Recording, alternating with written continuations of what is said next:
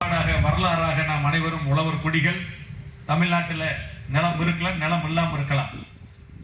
ஆனா பண்பாட்டிலும் வரலாற்றிலும் நம்ம தமிழ் சமூகமே ஒட்டுமொத்த உழவர் குடி, உழவை கொண்டாடிய சமூகம். உழவர்கள் திருநாள்னு வச்சிருக்கிற ஒரே ஒரு சமூகம் தமிழ் சமூகம். அதை தை திருநாளும் சமூகத்தினுடைய விடிவெளி நாளாகவும் மாற்றத்திற்கான நாளாகவும் இன்னைக்கு கொண்டாடிட்டு இருக்கிறது நம்ம சமூகம். அதுதான் தமிழ் சமூகம். ஆக நாம் விவசாயமாக்கப்பட்டவர்கள், நாம விவசாயிகளாக இருந்தவர்கள்.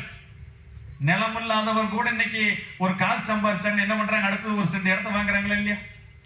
ஒரு இடத்த வாங்கி ஒரு வீட்டு மனை வாங்கி வீடு கட்டுறாங்க. அடுத்தது காசு வந்து என்ன பண்றாங்க? ஒரு ஏக்கர் நிலம் வாங்குறாங்களா இல்லையா? வரலாறுல, பண்பாட்டுல, நம் மரபணுல, உடம்புல இருக்கிற ஒவ்வொரு மரபணுவிலையும் நிலமும் வளமும் நமக்குள்ள திணிக்கப்பட்டது, புதைக்கப்பட்டது. அதெல்லாம் 10,000 வருஷமா நம்ம மரபணுக்குள்ள இருக்குது. தமிழன் காசு வந்து எதை தேடுவான்? தங்கத்தை விட முதல்ல நிலத்தை தான் தேடுவாங்க. ஆக அவ்வளவு ஒரு வலுவான, செறிவான, அடர்த்தியான விவசாயிகளுடைய மரபணுக்களை கொண்டதுதான் நமது உடல் எங்கும் இருக்கிறது. ஆக நாம் விவசாயிகள் இருப்போம், சமூகத்துக்கு நன்மை செய்வோம், மாபெரும் கூட்டத்தை கூட்ட கற்றுக்கொள்ள வேண்டும்.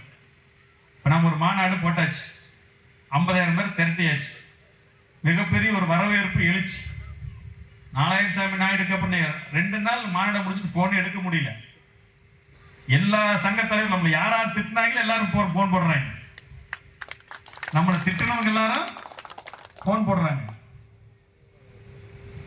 யாரு? அரசியல் கட்சிக்காரங்க எல்லாம் நம்மளை பார்த்து இவனை எஃப்ஐஆர் போட்டு உள்ள போடுன்னு சொன்னாலெல்லாம் போன் பண்ணுது.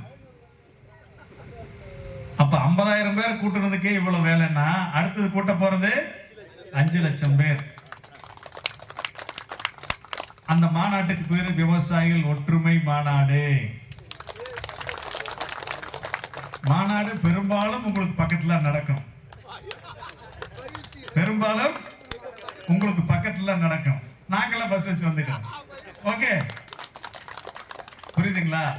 ஆக ஒரு கருத்தியலை முன்வைத்து மக்களை திரட்ட தெரிந்த ஒரு இயக்கத்தால் மட்டும்தான் மாற்றத்தை கொடுக்க முடியும் என்பதை உணர்ந்து கொண்டு அந்த மாற்றத்தை நோக்கி அரசியல், சாதி, மதம் சார்பற்று உழவர் குடிகளை முன்னிறுத்தி தமிழக விவசாய பாதுகாப்பு சங்கம் வலுவாக முயற்சி எடுக்கும்.